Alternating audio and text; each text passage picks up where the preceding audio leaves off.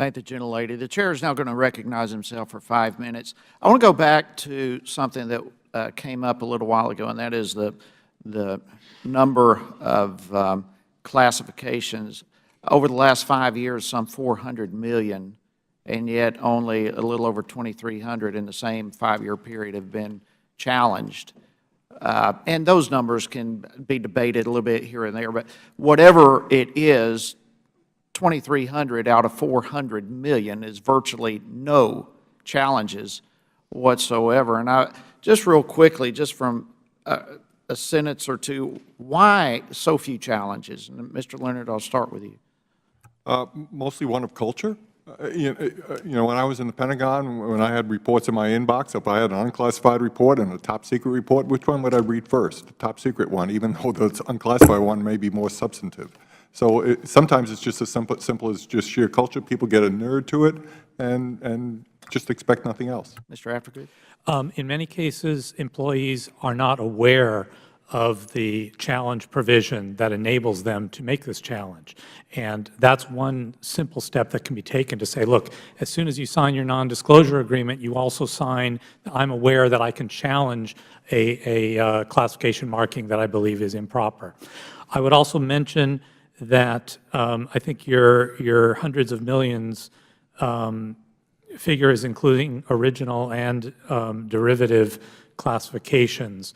The number of original classifications or entirely new secrets has been on a steady downward trajectory. Now, I don't want to get into the number right now. Mr. Blanton, why so few challenges? It's easier just to classify, and much classification just occurs reflexively. And most of those derivative classifications is just keep it going, because there's not a thought process on the front end of the first decision. What's the cost benefit? What's the real risk? What's the vulnerability? What's that? And you know, you got to educate them at the non-disclosure agreement point, but I would argue you got to put it in statute. And just quickly, it could be career suicide. I mean, at this point, we have insider threat investigations that could take place and also whistleblower retaliation. So a lot of times, as Mr. Blanton just said, it's a lot easier just to go along with the process than to question. Okay, so it's not a matter of red tape, perhaps poor advertisement, people don't know, perhaps a culture, but or whatever. But red tape is not the problem. Is that correct? All of you would agree with that? No, absolutely. And again, a lack of accountability is key, too. Okay. Now, when it comes to, obviously, we know there's been a lot of threats to our country, and I'm concerned about the lack of information sharing within our federal government. A scale of 1 to 10, how serious of a problem is this to each of you?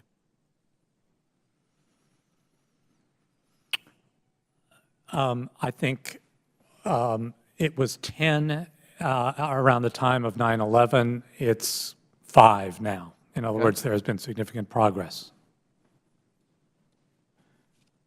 The rest of you, Mr. Leonard?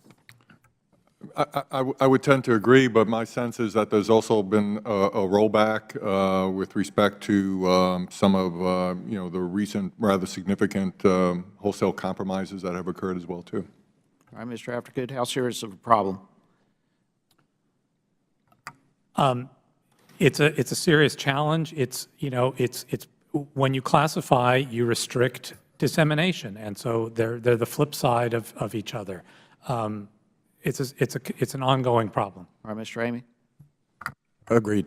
All right, so across the board, we still have a serious problem. There may be some improvements, but we still have a serious problem with sharing information, even when potential threats are hanging in the balance of our country. And in the mix of all of that, also it came up earlier, is the ability of Congress to do our job.